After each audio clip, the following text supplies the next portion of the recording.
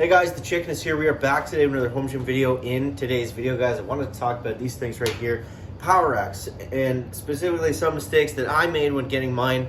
I am obviously very happy with it overall, but some things to consider, I guess, if you're going to be your first rack, and just some things to look for and that kind of stuff. So the first thing that I think you should be considering or looking for, obviously, you've got your budget and then your space. Those are going to be your two biggest things. So within your budget, you have to get something that fits in your space.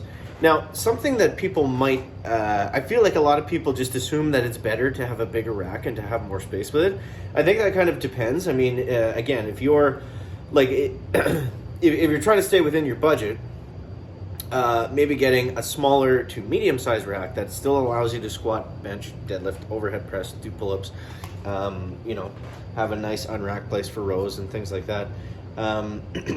If your budget allows you to, go that way, you might be better off in the long run to save some money rather than going for the full 6-post, 43-inch depth, full-size rack. It's not really needed, and I feel like most people that, it's tough to say because obviously the power rack is like the center of your home gym. That's like the most important piece. That's what most people, if you're into lifting weights, build it around. But yeah, so you don't necessarily, like, bigger is not always better. You know who's going to comment.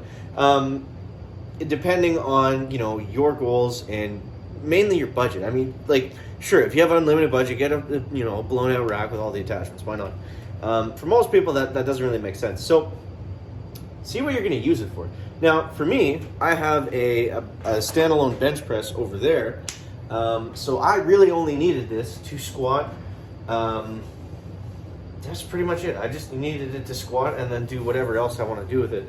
Unrack deadlifts and things like that. But yeah, like it works fine for what I need it for. Now, when I initially got the HR2 attachment, which you can see right here, is actually the SML1 squat stand. If you've never seen my video on this, I've talked about it a million times, but this is actually the SML-1 squat stand with the HR2 attachment. Now, I thought I was going to be able to bench press in here. It's 17-inch depth, so pretty tight.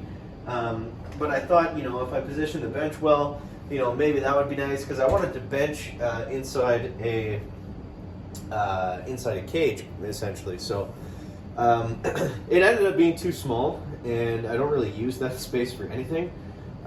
It just kind of became a storage area. But yeah, so definitely take into consideration what you're actually going to be doing, what you're going to be using it for, and then from there, decide on how much of your footprint you really want that to take up. But again, I mean, this stuff always comes down to the same things whenever we talk about home gym equipment. It's always down to budget, and it's always down to space. So for example, you want that huge rack with all the attachments and stuff. You're probably going to be out getting an accessory piece or something else like that. So there's lots of things like that to consider. Now, the next thing, we have the thickness of the rack. Now, most people, again, thinking bigger is better, want to go with the 3x3. So there's 3x3, 2x3, and then I think those are the most common ones. I don't really hear of like steel gauge thickness anywhere other than those two markings. But what you have to do is you just have to look at what attachments you want to get and see what's going to fit the rack.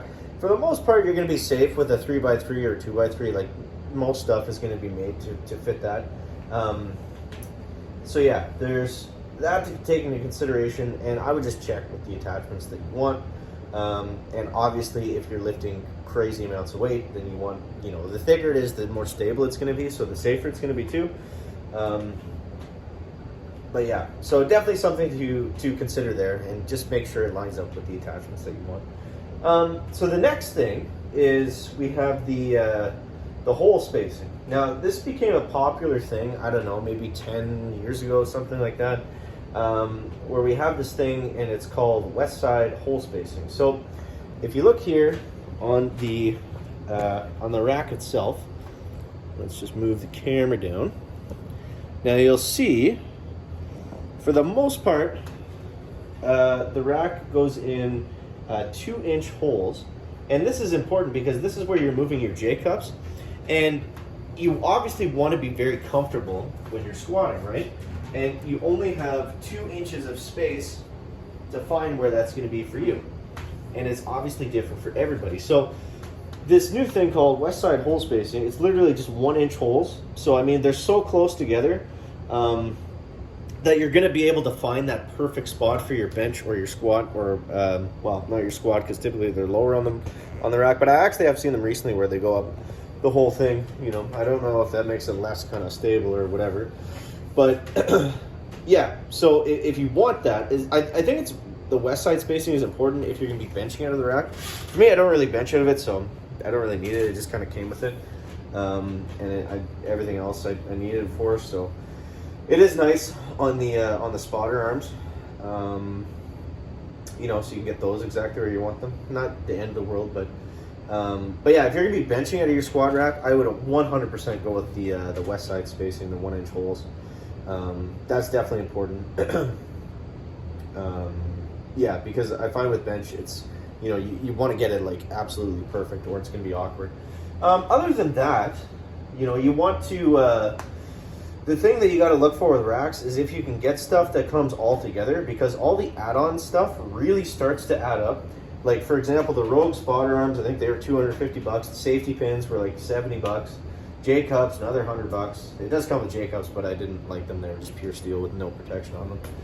So I upgraded to the sandwich ones. Most racks will come with a cross member unless it's a squat stand, so you don't have to worry about that. But yeah, I don't think it's got holes on the bottom too, on the feet there. And